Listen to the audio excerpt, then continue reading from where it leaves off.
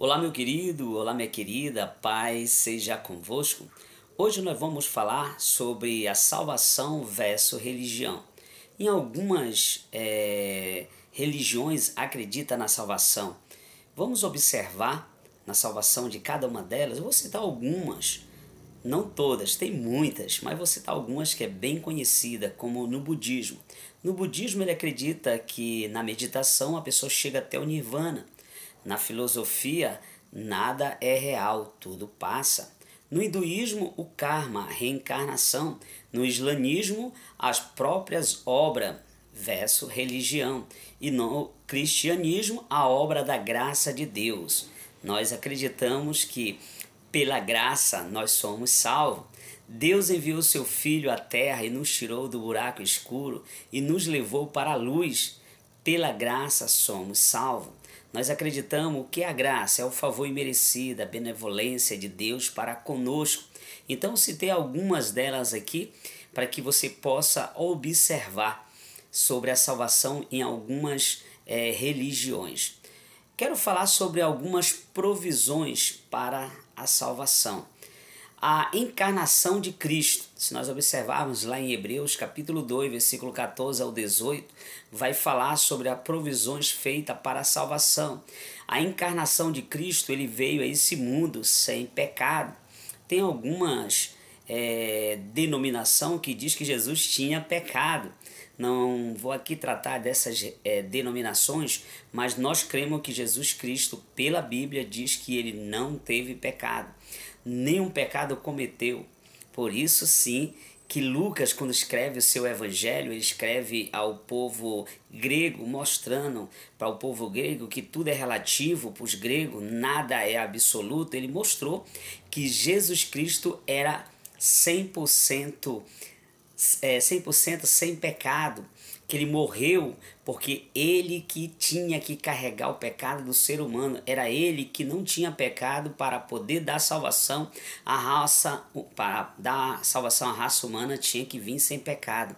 Então quando Lucas escreve o seu evangelho, ele mostra aos gregos que Jesus Cristo era o homem perfeito, que morreu na cruz do Calvário para salvar a raça humana. Nós vemos a encarnação de Jesus, tá? É encarnação, não é reencarnação.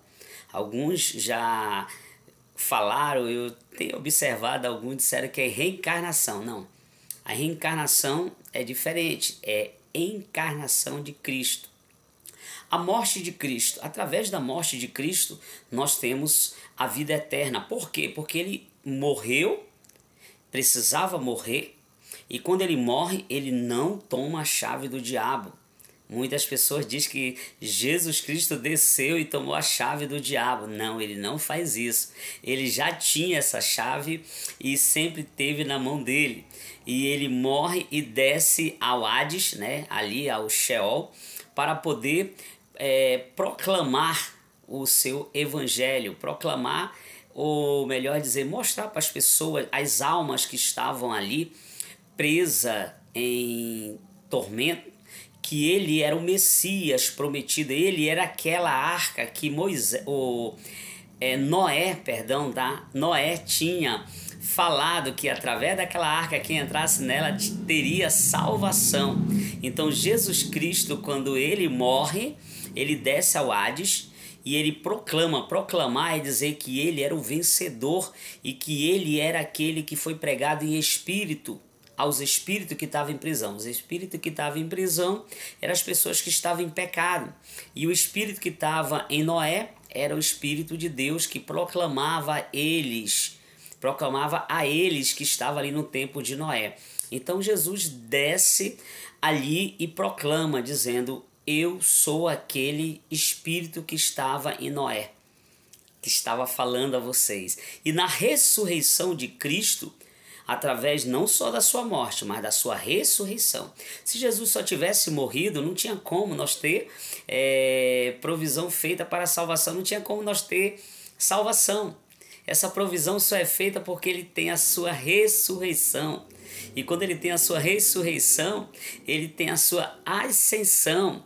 ele é levado ao terceiro céu, a Euporâneo, e lá sim ele manda o Consolador, o Espírito Santo. E o Espírito Santo habita na minha e na tua vida através da pessoa do Espírito Santo. Se você já confessou Jesus, você tem o Espírito Santo de Deus. Tem muitas pessoas que dizem assim, mas como é que pode Jesus dizer que estás todos os dias conosco, sendo que ele mandou o Espírito Santo?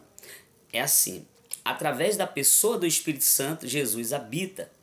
Então o Espírito Santo, ele é Deus. E através da pessoa do Espírito Santo habita Deus, Jesus e o Espírito Santo. Os três são um na sua essência.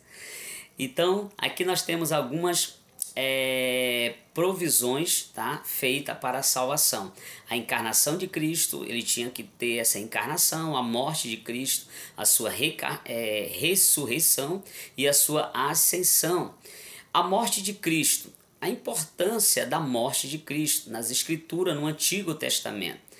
Nós vamos ver aqui alguns tipos, tá, da morte de Cristo nas Escrituras do Antigo Testamento. Nós chamamos de tipos. E Jesus Cristo é o antítipo. O antítipo é aquele que vem depois. As vestimentas de peles, ali em Gênesis 3:21, era o tipo de Jesus. E Jesus Cristo é o antítipo. Quando a pessoa confessa Jesus como seu Salvador, ele é coberto dessa glória, passa a ser o sal da terra. Então ele é vestido pela glória de Deus.